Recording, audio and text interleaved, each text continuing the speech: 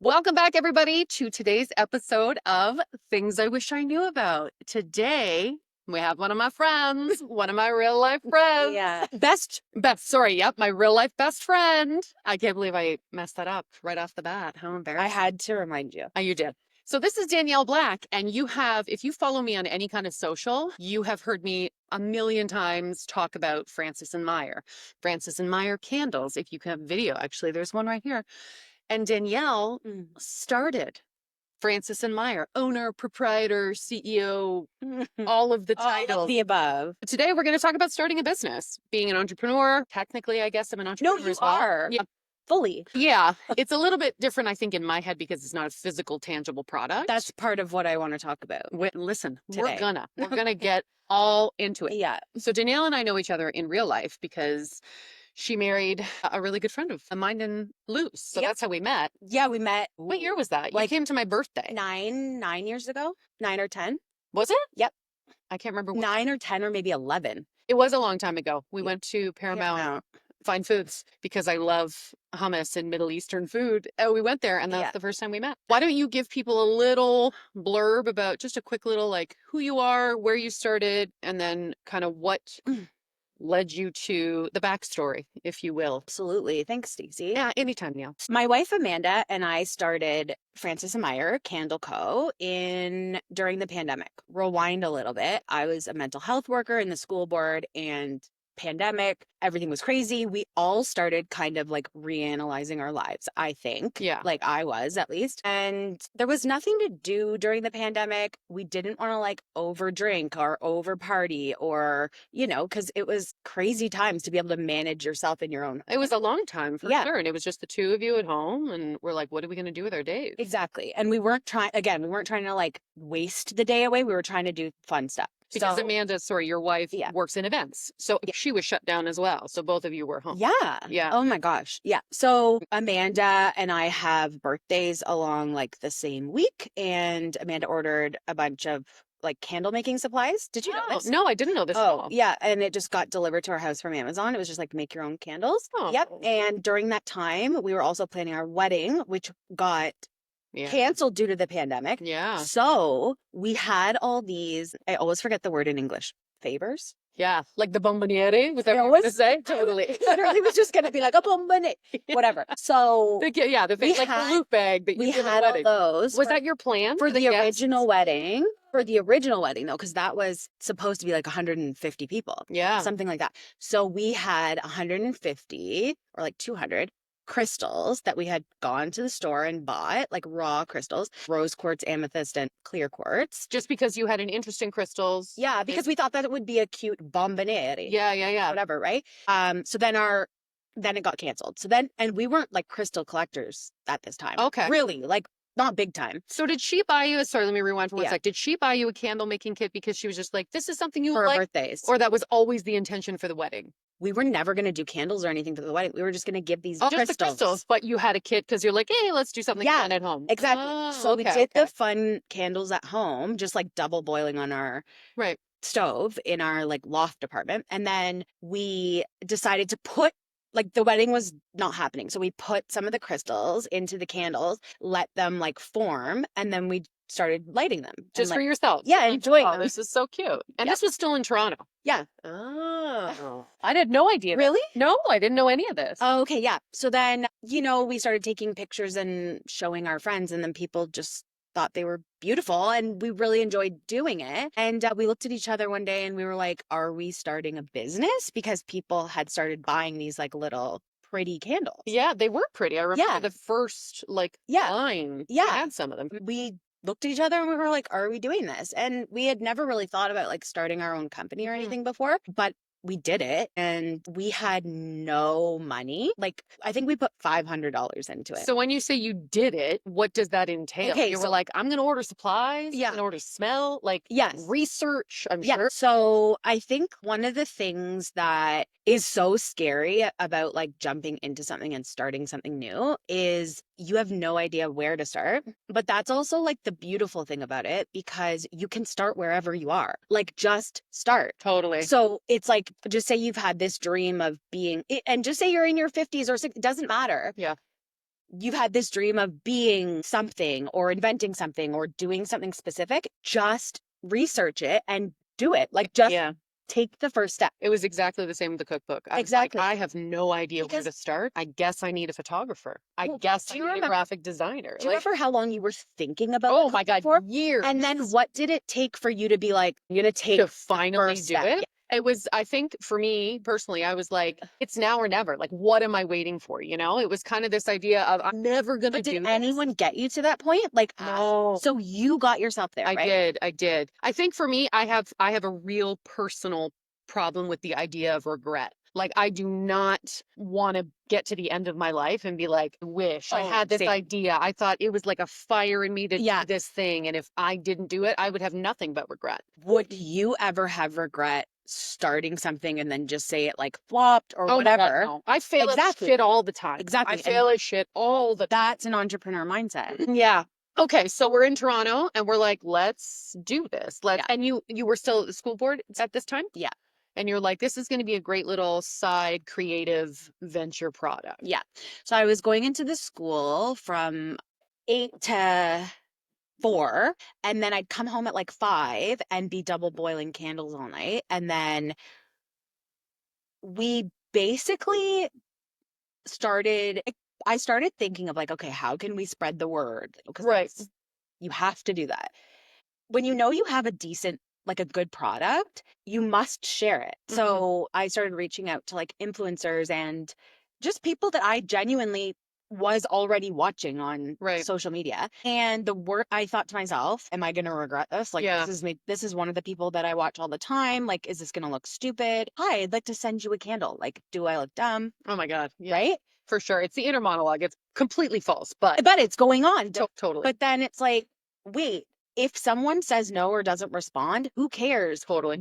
Keep going and you'll have someone that's going to like rally for you. Mm-hmm. And so we did. And that was I want to say it was either 2020 or 2021. We reached out to Meredith Shaw and like we had. So Meredith Shaw, if you're listening from somewhere else, was at the time, I guess, City Line? Was it City Line? Or you just followed her anyway? So Meredith Shaw is a personality. She's on the radio, TV. She was on breakfast television. She did City Line. She's a model. Marilyn Dennis, which was a talk show in Toronto, which a very popular, long-time talk show. Yeah. And she was like a style expert, right? Yes. Right. And but she would also come on to the Marilyn Dennis show and do segments of like her favorite things. Okay. With her fiance Rodney. Yes. They, don't quote me on the year, but I think it's 2020. Did like a 10 days of giveaways, favorite things, and that was our first year. And it was a Francis Meyer Candle too per audience member, but the audience member was virtual. Okay. So we were on the Christmas show of the Marilyn Dennis show. Just because of an email. Yeah, because of great communication back and forth with people. Yeah. And so then Meredith reached out to us and said, would you like to be one of our products on the show? And we were like, that was like definitely one of the turning points. The first turning point, I think, because we were like, wow, we have something that someone wants to talk about. That's cool. Yeah. Okay. So wait. So back up for a second. That's year 1. So you buy enough supplies for how many candles? Start off. We're a couple hundred? Well, no. So this is what we did to start is like, we would literally only buy with the money that we received from candles. So like I would, on my way home from school to like after work, school to Toronto, I'd stop off at our supplier and just grab like 1 box of soy wax, like every day. And you set up a website and based on the order. Yep. Amanda set up a website. You would pour. Correct. So if people don't know you, Danielle is a vegan, very, a big advocate of like healthy living and la, la, la, la. So your candles, you specifically wanted. Yeah. So the candles are non-toxic. Yep. So here's another thing that I find people don't really understand is the difference between non-toxic and natural. Oh, for sure. Big difference. Yes. So our candles aren't natural. They are soy wax. It's a very premium blend. It's soy wax, apricot wax, and coconut wax mixed together. And it creates a very long burn time and like a smooth burn. The fragrances are fragrances. They're not essential oils. They're fragrances, but they are non-toxic fragrances. So there's not specific chemicals that are in kind of like your run-of-the-mill candles that you can get from like big box stores. Yeah. There's certain chemicals in those that you might find like give you headaches and things like that. Yeah. Ours are lighter than those and better for you. A natural candle, you could probably like eat. Don't eat our candles. Yep. So ours is in the middle. It's definitely better. Like it's better for the environment, better for your lungs. And Yeah. But this is all stuff that you had no idea. I had no idea about any of this. I didn't know anything about candles. No. So how did this, like, this is kind of what I want to get across to people. Yeah. Like, you can start a business From nothing. Yeah, from nothing. I think people think it's like you have to have some kind of whatever. Like, I could theoretically open a football store. I don't know shit about football. You could learn. I don't know anything about making a cookbook or what goes into it or photography, but like, you just start, right? You start. So you started this kind of thing in your home, and it gradually starts to get bigger. So as you're pouring, I'm assuming you probably went through like a bunch of trial and error with vessels, with waxes, with oh yeah, a ton. I mean, over the years, it's been I think 6 years now. It's been constant learning for sure. And I think that's one of the most important things about being an entrepreneur is when you learn or when you mess up or whatever, it's always you're recalibrating. Constant recalibration. All you're doing is just constantly getting back onto the track that you want to be on. That's it. Yeah. So we're in your house, things are getting big. You're like, man, we're starting to get pretty good. Yeah. And then you reach out to Meredith, and then Meredith is like, yes, this is a moment. I think so. And then how many did you need to pour for her? It was close to 200, I want to say, for the audience. And each audience member got, I believe it was 2 candles. I'm not 100% sure. And then the orders that we got from that, because it was right before, it was like good buying time for Christmas. And so then we got a ton of orders. And it was like our whole house was just full of wax, wicks, and so what was the impetus to like reach out to Meredith? You were like, I'm just going to throw spaghetti at the wall. I'm going to just see anybody I'm into. I'm the type of person that if I'm doing something, I'm 100% in. Yeah. If it's something like I'm passionate about. So if you want to grow something, again, you have to tell the people that have the reach to talk about it. And so you just do. Like that's what I did. And by no means am I always an outgoing person. I am an outgoing person, but I think with owning your own business, it's important to just lead with your product, with the confidence that you have in your product. Forget you for a second. Like, it's business to business, right? And that's what business is, sharing ideas and products and networking. And the worst thing that can happen is a no. Like, I get no's all the time. Yeah. But it doesn't mean that I don't. I do too. That I don't do it or I don't continue to do it. And also, a lot of the time it can be a no for now, right? It's not necessarily a no forever. It just wasn't the right time, wasn't whatever, like. A lot of times, like being an entrepreneur, when you ask a question or get a no, another door will eventually open. I believe that anyways, because I've seen it happen. But you have to trust your gut. And if you think it's something that you want to like push for, push. Yeah. Like you're your own business. I tell this story all the time. Lou, my wife, is Italian, and I think it's a cultural thing where it's just like always asking, always seeing if you can get a yes. Whatever. I'm very tall, guys, and we went into this store called Long Tall Sally when they had a store. Where is that? It was in Mississauga. They're gone now. Yeah. Everything's online. But we went in, and I was buying a bunch of stuff, and she's like, why don't you see if you can get a discount? And I was like, this isn't a mom and pop store. Like, it's like McDonald's. Like, I'm not going to ask for a discount. She's like, why? She goes up to the front and she's like, hey, how are you? No, we're buying all these things. And she's like, is there anything you can do for this? Like, we're buying a fair amount. And the woman's like, yeah, you know what? I'll give you the employee discount. No problem. Because she just doesn't hurt. It doesn't hurt to ask. The answer is always no one lets you ask. That's true. Huge part of entrepreneurship I have found from my end. I think when you make the shift of working for an organization, whatever it may be, I was at the school board. Yeah. You follow the rules and regulations of that place, right? Yeah. That's how you're supposed to work. Now, when you come out and you say, I am a business, be a business. Go present yourself to other businesses. Talk to people about marketing. Because for me, that was a huge learning curve. In my head, I was like, I'm going to write this book. I'm going to publish this book. I have this book in my hand. I'm done. Like, great job. Pie in my face. I was like, nobody knows you wrote this book, Stacey. Nobody knows. Oh, I see. Yeah. You need to share. Tell constantly. People. And think of how you can get people's attention in different ways. Yeah. Which is like, how does that, did you have any marketing experience prior? No. Did Amanda? I mean, well, like with her events, maybe. I'm not sure. I guess, but you've really spearheaded this. Like this is, I know it's your both company. Yeah, it's both of our company. I do I'm very creative and do like all the designs for everything, but it's all, again, all self-taught, like the website, the Instagram, everything, even the labels on our candles, the bottom label, every single detail is curated for Francis and Meyer, but marketing is very tricky. Yeah. And I believe that it's changing every day. And I think it has ever since the inception of marketing. Like marketing is crazy. Yeah. When we were younger and like we talk about media, like you remember learning about like newspapers, right? Phone books, guys. I had to look things up in a phone book. Like, so now, address. Now it's like when you say marketing, where are we talking about? Because it's everywhere all the time. Totally. So it's the touch points of all the different customers where they're going to be able to see you.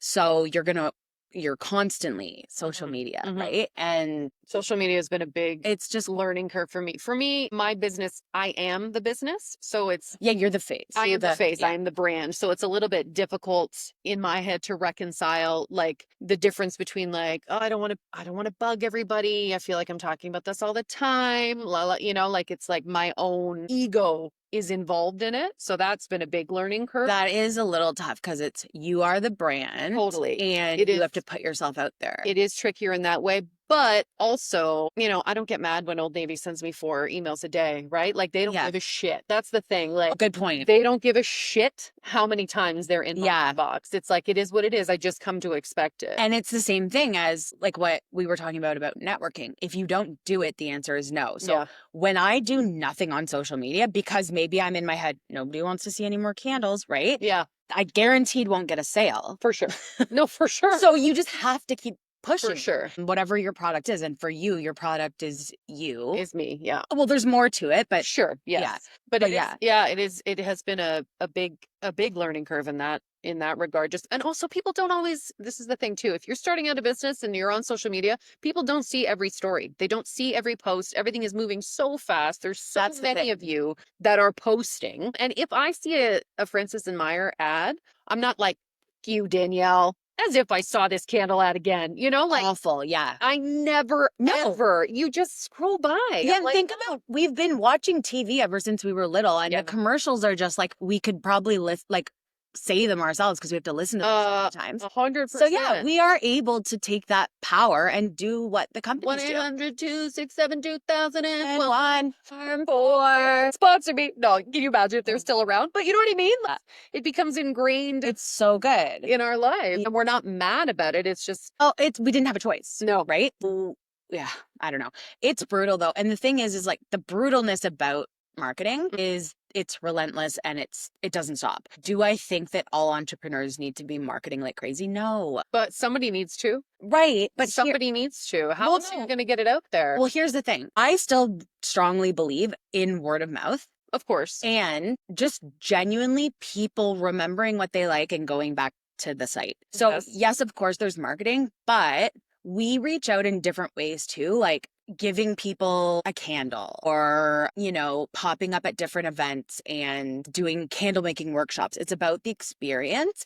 And I think that people will crave that and come back. Yes. Yeah. I'm going to push back and say, I think that that's valid in terms of keeping a customer, but getting in front of new customers is active. It's an active, yeah. So labor. You're constantly going to want to do things behind the scenes. You can work on your own website, like which both of us have done. We've both built websites. I wish I didn't. I wish I had all the money to just be like, somebody else do this. It is definitely, I would say that's the hardest learn that I've had. But yeah, marketing through your website and the back end of your website, very much like everybody's Googling things. Everybody always is Googling, Alexa, whatever, and you want your product to come up, right? So that's also marketing where it's like you're set up for success without you doing too much of the actual labor, if that makes sense. Yeah, no, it definitely does. But you do it so beautifully with Francis Meyer. Like you have taken on all of it and really knocked it out of the park. Like your website is beautiful, your product is beautiful, the social that you do is beautiful. All of it. Thank you. You can tell how much work has gone into it. Like, as someone who is in this Yes. side of it, Yeah. it is very evident Yes. how much you work on it to make beautiful, even the little reels that you do. Like, you are actively, that's not nothing, you know, like that takes time It and takes time. effort for certain. Yeah. And over the last like 6 years, I've absolutely taught myself a lot. And so has Amanda. Now I'm in a season of, wow, you've really learned a lot. Now it's time to allow some experts to help you. Absolutely. And I think that not a lot, like maybe 98% of entrepreneurs starting out cannot have that happen. And you literally have to just learn. But you're 6 years in. But I right? think Like, once you're a couple years in, really start thinking about if you still want to grow your business, hopefully you do. That is an area. Do not, don't feel bad if you're asking for help. Oh my Don't. God. Entrepreneurs do not have to do it all on their own. No, that's the goal for me, honestly, is to Yeah. get to a point where it's like you can offload a little bit so Exactly. that I can, because there's parts, I'm assuming it's the same for you. There's parts of the business that I love. Yes. And then parts that I hate. Same. You know, like, Yes. I love the creativity. Same. I love talking to camera. I Yeah. love being myself, Yeah. whatever. I hate the behind Like the admin and stuff. Yeah, all the admin What stuff. about like sending, like I know you do like your retail stuff sometimes. Yeah. What about that? Like sending your packaging and like I don't mind that as don't mind much. it? I don't mind doing the packaging. It's really for me, it's the online stuff. Like, I would love to have someone, if I'd be like, hey, here's a video of me making this, figure out what I said, what is the recipe, post it. And that's the thing. You will do that. Yeah. Yeah. Soon. That's the goal. And I think it'll happen for sure. But I think it's like whatever's stressing you out the most and keeping you away from the thing that you love the most in your job, see who can help you there. Yeah. And also look for help. A lot of like what we did too, a lot of our friends and family were so interested in the process that like it really became a village of people wanting to help out, which has been so great. And now we can really kind of like look for professionals in the area. Yeah. But those are the steps that I think probably most entrepreneurs should take. But if you're starting a business and you can recognize the things that you're great at, focus on those. Ideally try to get to a point where you can focus on that and then kind of delegate what you can on the other end of it. But you're probably not going to get there for a while, right? And you need to be all in with this business. You need to love what you're doing enough to be like, we're going to slog through. Yeah. And you'll most likely start it as like some type of I don't love the term side hustle, but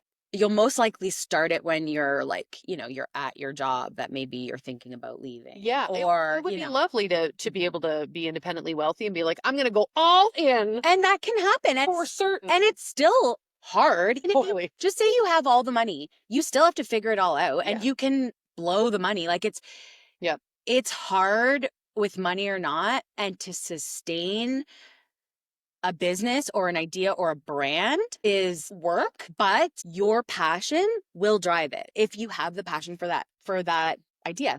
What do you think has allowed you to sustain and grow the most over the last 6 years? Well, about 2 years in, so I was doing like candles and the school board for about 2 years. Then we decided that I would do Francis and Meyer full time. And I have ever since. What was your question? What has allowed you to sustain over the last Amanda. Yeah. Amanda works full time and she's a very hard worker. And I definitely would not have been able to be at home working on Francis and Meyer. Yeah, same. However, Amanda for you too. Amanda for me too. Yeah. She really she carries the ship. She carries for all of us. All of us. But yeah, I just think that, that's lucky. Probably having a fabulous product has helped. Yeah, I think once you do have the confidence in your product, you can soar with it, but keep working on your product until it's ready. But really, I think you need to be willing to fail in front of people too. I failed in front of so many people. If we go back to your first candles, they're nowhere near. I have a great story. Tell me.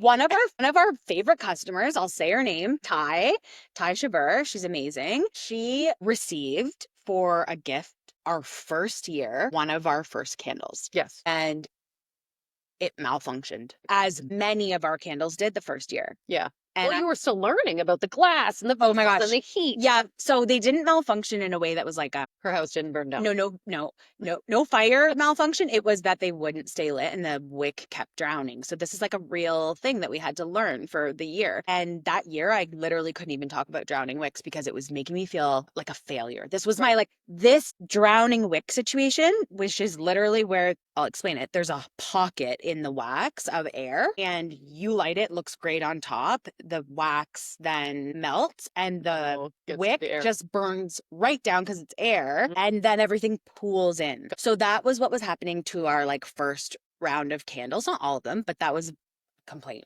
And this is me being just so vulnerable. During that year, I couldn't even, again, could not talk about it. I'm sure it was stressful. I don't know her, didn't know her at the time, messages. And actually, I think she did a store. Oh, no, that was someone else. This is the thing. There were people saying this isn't good. Right. Well, yeah. And so she messaged and she was like, I got this for Christmas. This keeps happening. The wick is going under. She was kind of, I don't know if pissed would be the word, but of course you should reach out because it's pretty and you want to use it, spent money on that. Somebody spent money on it. Of course. So you need the feedback. So she reaches out. I send her a new candle. We send her a new candle. And she's one of our, to this day, 6 years later, she's one of our best customers. And I talked to her about it because we could have received the complaint from Ty and done anything we wanted with that. We could have, I felt so shitty, not just from her, but just in general with all the, failures or whatever, that at that point, it's yeah, never mind. Just shut the whole thing down. Yeah. I'm not going to do it's easy to do that. Totally. Or you could be customer service. Yeah. Let's take the feedback and make it better. You take the feedback and you learn more. That year, again, these bubbles in the candles never happened again. I know exactly how to mitigate that problem. But you have to actually be down there working with everything to understand the product. That creates a long-term successful business. That's right. And here we are 6 years later. Oh, I just banged my elbow, guys, if you only heard that. 6 years. 6 years. So what is kind of the future of Francis and Meyer look like in your, vision board, what have you? In a best case scenario, what do you think you want to do? The best case scenario is that we don't necessarily need a storefront because nobody needs a storefront. You can sell everything online. You really can. Yeah. However, part of our candle line, our brand is very much intertwined with mental health and wellness and community connection, equality and inclusion. Yeah. So those things are really great when practiced in person. So we would love to have a storefront. Obviously, you can easily shop our products without having any of that stuff, but that's what the brand is just based on. So we believe that if we had a storefront, it would be such a vibe. So in the future, possibly look for a storefront. Also, more I think bigger. Expanding, getting into stores or keeping it more boutique. I think getting into stores. I'd like to. You are in stores. So they are in stores. Yeah. But you're in not smaller, but again, not huge stores. Yeah. When you're walking down cute little downtown, whatever. Yeah, for sure. Things in stores. Yes. And I think that just kind of being a name in Canada that people do recognize as a candle brand. I'm sure everybody can list 2 or 3 candle brands. Do you know that they're Canadian? Right. Do you know that they're women run? Do you know what they stand for? Yeah. Yeah. There's a lot of heart and soul that goes into what all entrepreneurs do, but maybe compare that product and the experience that you get with that to a big box store. Yeah. And you might be paying a little bit more, but what is the energy behind it? And what is, you know what I mean? I think that's totally doable. Honestly, Canada wide, I think that's very Canada-wide. We're shipping Canada-wide. I'd like to have a name, a known name. Yeah, no. I think that, something you think that's stupid? Yeah, no. I don't think that's stupid at all. I was thinking it's so stupid. I know, do you think it's doable? So dumb. No, I was thinking of something the Jilly box, right? Products, not necessarily. Can I tell you something? So tell me everything. Arially, we yes. Constantly thinking of new products and ideas. I also think that it's very important as an entrepreneur to be able to guide yourself in the direction of that's not going to work. Yep. you know, because I've done a lot that's like, yeah, okay, that didn't work at all. So when you said Jilly Walk, I fully made a business plan of like the Francis Meyer version. No. Oh, your own. The Franny Pack. God. It's so good. Right?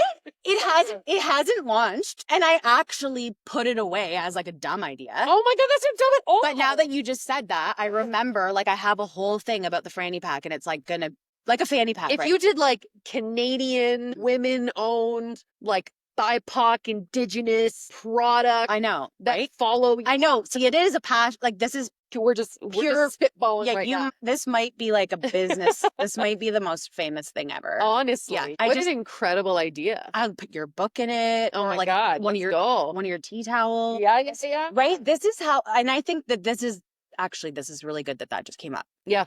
Being an entrepreneur also means sharing other people's products. Oh, for sure. And connecting. Totally. Stacey and I have absolutely no entrepreneurial like product. Like we're not in the same space. No. Well, home. Sure. But the things, not competitive space. No. But the things we do, we can kind of like connect on. Yeah. And if I'm ever at an event like selling candles or whatever, I'm constantly thinking about would my cousin who does jewelry like want to come to this? Would Stacey want to come to this with her cookbook and home decor and whatever? Yeah. You must kind of create this like community, and then things will like come and grow. Yeah. And it's I nice. think it's super important as an entrepreneur to surround yourself with like-minded entrepreneurial people. Even in terms of like spitballing, right? Like talking about, like, as you were speaking. Well, when you got excited, I got excited. Totally. Because you believe. It's this magic, right? Yes. Because it's not you in your head. You're like, is this even a good idea? But then when you talk about it, and that's the thing too, like I had my book idea for years. Yeah. And I was like, no, is it a good idea? It was so good. I remember you telling me about like that it will be funny and like all this stuff. And you have to do it. Like, but speaking to other people. So listen, while you were talking, I had another little idea for you. Would it be possible for you? We don't even have to have this in here, maybe, but would it be possible for you to create a small sample pack? So people can smell? Yeah. So that's one of the things that like absolutely we should have that. Right? Yeah. Okay. But kind of as we like when we talked earlier, as an entrepreneur, there's things that like you just hate doing. I hate the minuscule, monotonous tasks. So for example, samples are little, and it's like little like tea lights. We pour every single thing ourselves, right? Could you do a little Kathy Black in there? Yeah. We've done it before. You've had samples? Well, yep. We'll do it again. We don't right now. Just to get people, because I think that would be a huge benefit of the storefront, right? People can come in and smell. Yep. And if we had a storefront, like people could come in and make their own scents. More community. Yep.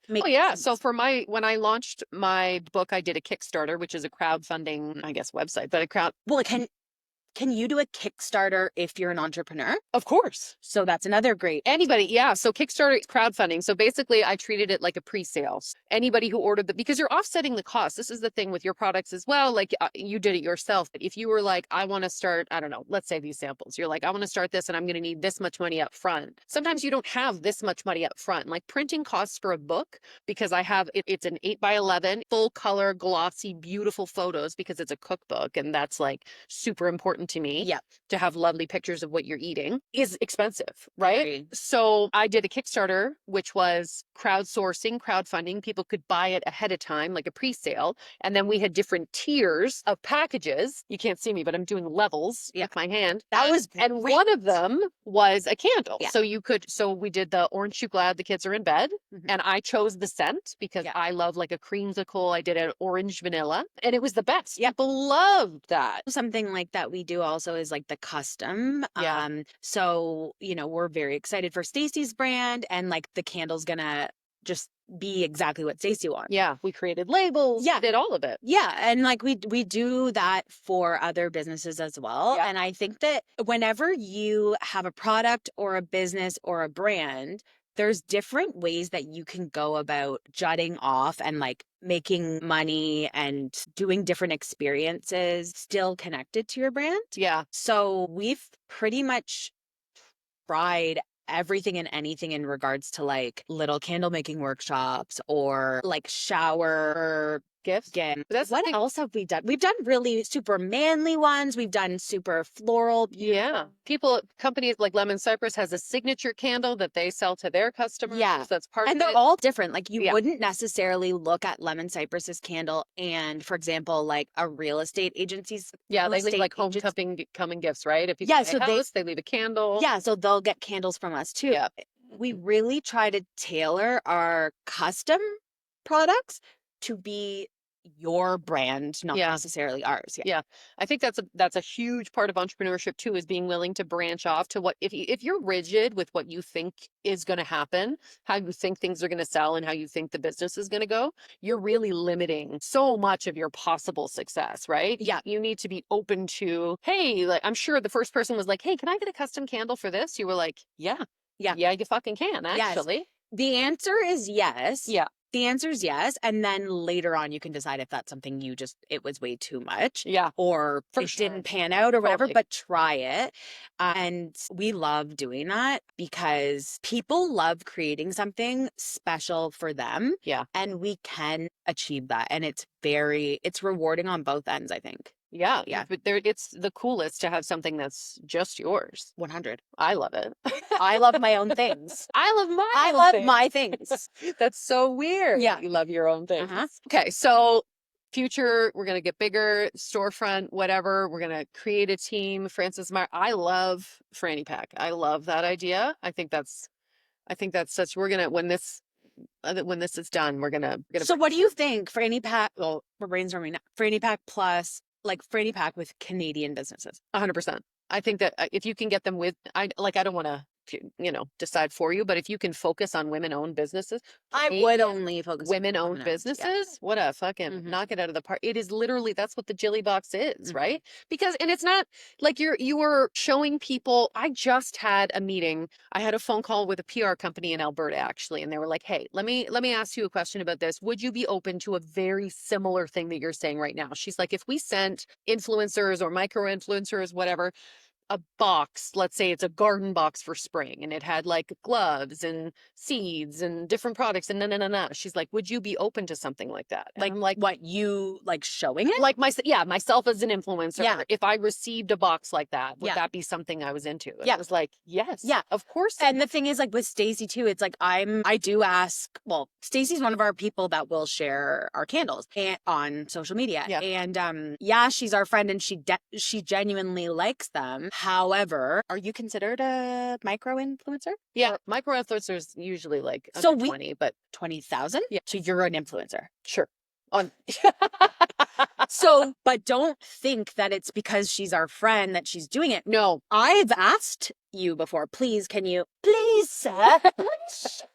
Like, no, obviously. But like, I do ask you just to remind you, hey, it's really great if you can share. I also share the ones that I love. Yes, like, I know she has scents that are not my not my thing at all. No. I'm like, this is just not for me. Yeah. So I don't talk about that one. Yeah. And that's what I said to the PR woman. I said, listen, I am happy to share gifted product if it aligns. If I like it. I know. If it's something I'm into. Well, the thing is, you won't be authentic if you're... No, and then why would people trust me anyway? They wouldn't.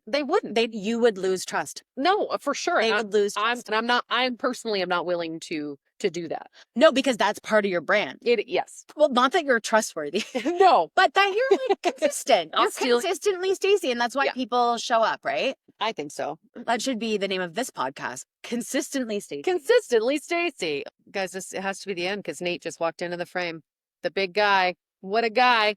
Okay, so if you want to, let's wrap it up. So if you were to give any kind of advice to somebody who is thinking of starting something, who has had something on their heart for a long time, and they're like, I really want to give it a try, what are 3 kind of things that you would give them? On the spot, tell them right now. Believe in yourself. You're having this thought for a reason. Yeah.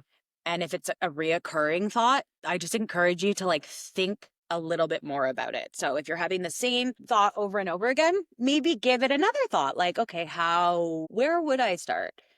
That would be my first, is just kind of like analyze your own thoughts. My second would be to look up local people that are doing something similar. That way you could go see, talk to, get support from. I utilized a lot of makers in Ontario, and 90% of them were so helpful. Yeah, I think that's a really good point too. I think it's a misnomer that if there is something out in the market, you're like, well, market's saturated, Yeah, that's it. But that just means there's a market for it, you Mhm. know? So if there's something, obviously not identical, but if there's something that you're like, what if there's a lot of candle companies. Well, here's the thing. We're buying for the brand or for what it offers. Yeah. I did not invent the candle. Yeah.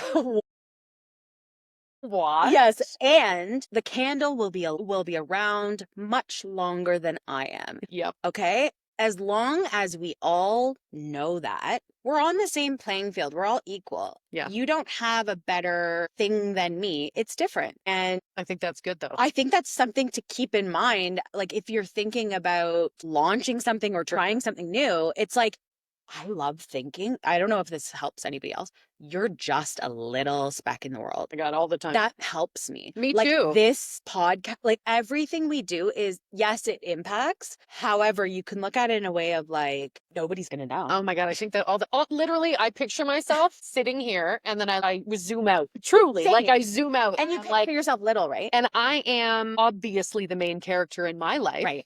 There are billions of main characters, like it doesn't matter. Yeah. It doesn't matter. So that is something that I think like affects us, or anyone who's experiencing like an anxiety at all. Yeah. Is experiencing that on a personal level. But then when you're your own boss, you're experiencing that just like pretty constantly because you are amping up to put yourself out there in a way that maybe you like haven't before. So So remember, there's tons and tons of people and companies that are also taking risks that are uncomfortable. For sure. And if you take a risk and it fails, like, yeah, oh, it doesn't matter. No one. No, because I could tell you a bunch of people that I know that I've watched start something and then nothing happened with it. And I promise you, I am never sitting here on a Wednesday night being like, oh my God, what a fucking loser. I've started so many What a things. loser. Like, Yeah. never. No. And sometimes it is great, but it's not the time. Totally. So remember that too, is like, if you're trying to balance way too many things, maybe it's not the time and you need to kind of like really sift out what it is that's serving you your like joy. Yeah. And maybe slowly start to make that change, because what you do as your career is a very huge part of who you are in your life. So take that seriously and start making small changes. That's what I did. That would be my second. Third piece of advice: reach out to another entrepreneur. DM me.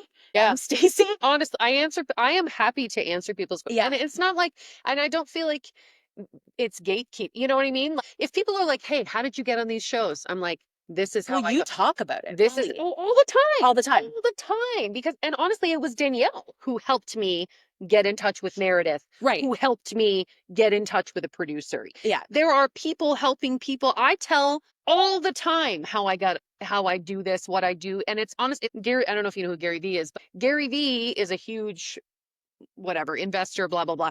All the time will literally tell you exactly how he does it. It's up to you to execute. Yeah. Like Stacey, like again, Stacey's the brand. Not everybody could do exactly, the steps that Stacey took and have the same result. However, and same with me, like, of course I'm going to share to Stacey because I am supportive of what Stacey's doing. Now, I think when we are all entrepreneurs, we need to lead with support, because you're already putting yourself out there so much. You don't have this shield of protection from like a company where when you get bashed or mistreated or whatever by another entrepreneur, because this happens, it's catty everywhere, people, it can feel like an even worse blow because you feel like it's public almost. Yeah. So if you are becoming an entrepreneur, or if you want to start your own company, I just highly, highly recommend that you are open-hearted to other people that are doing the same thing, because it's not easy. No, for sure. It's not. I think that's a big part of it. If you do end up with any kind of success, it doesn't take away from it to lift somebody up with you. No. Like it really doesn't. If anything, it expands it, because who knows who that person, like what that leads to. There's no negative in a rising tide. No, and I think that, baby.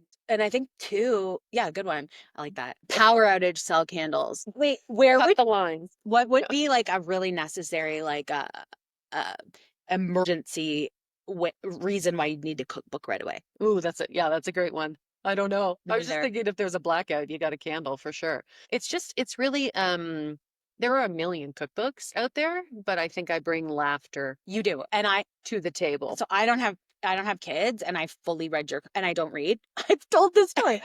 I've told this story before. You have. I don't have kids and I don't read. It's true. I've read Stacey's whole cookbook. And she's vegan. So And I'm vegan, but I've also made a lot of yeah. things. There's things you could make for sure. But like, you don't have to be in a box. Just because it's a cookbook doesn't mean it's a boring cookbook. No. Like, just because it's a candle doesn't mean it's the same as every candle. It's different. It's different people. Yeah. Find what makes you different too. Like, I know we're saying that there's markets for the same kind of thing, but the reason you're going to stand out is what makes you different. Yeah. What's special about your particular product? Are you asking me that now? No. I know what's special about you, Danielle. Yeah, thank you. I have a list. I journal about it every day. I think my final piece of advice from an entrepreneurial landscape would be prepared to be in it for the long run, because it's not, the odds of it being a success right out of the gate are almost zero. Like you're going to pivot, you're going to recalibrate, you're going to, you're going to come out with something originally. And that's like when I started, after I went to school for nutrition, my first thing was like a coaching online program. It was called Control Alt Delete.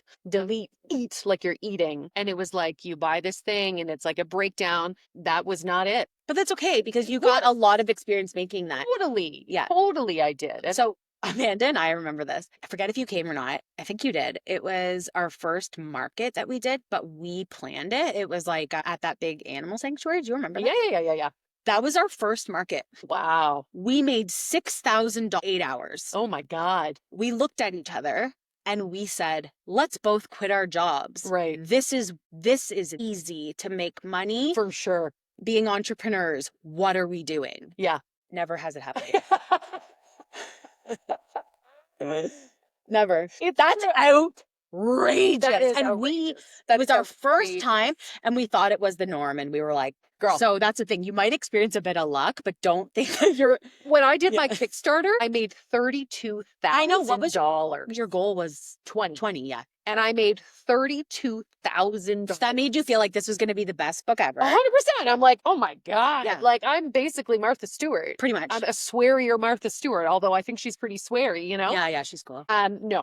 Right? You do experience. So beginner's luck too. Highs and lows. Highs and lows. Highs and lows. And that's okay. You develop a skin, and you also get to start asking people for help too, because you can. For sure. And you're gonna learn from and make connection. From your candle workshop, I found my food photographer who photographed my cookbook. Like, you never know. That's where I met Ashley. Where? At that market.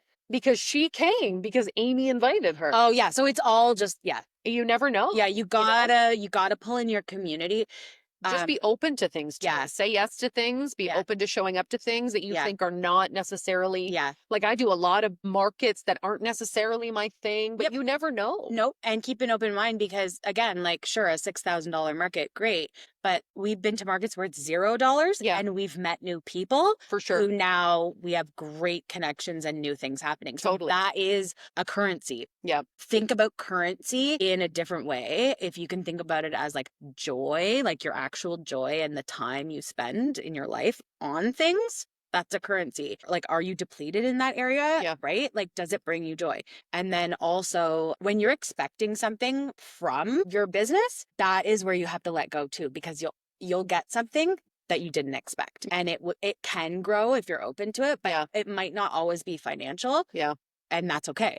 I think at the end of the day, you just need to be flexible across the board. Flexible. Be flexible, be open, say yes. Say yes. I think you need to say yes. I think Danielle disagrees. Well, I also think that like customers, if they know that you're a small business, a lot of them So it's 50-50. Some will support you even more and some will try to Don't give free shit away. Don't give free shit away. Yeah. So that's where, like, if you know the people, I mean, give free shit away if it's Meredith and she's doing it on Cityline, but like, you know, to me, that's a currency. It is a currency. Well, that's a trade. It's a currency, right? For sure. But it's like, for sure. There's people that do try to take advantage. And I think that's where you also, yeah, you're right, flexible for sure. Then have those spidey senses of having a backbone for your business. Yeah. That's important too. So many things about entrepreneurship. It's a lot. There's so many branches and facets. It's a lot of branches, tentacles, really. Okay. Well, I think I think we covered all this stuff. Thank you for having me. Thank you so much for coming to today's episode of Things I Wish I Knew About Entrepreneurship. Now you know. Thanks, guys. We'll see you next time. Love you guys. X's and O's.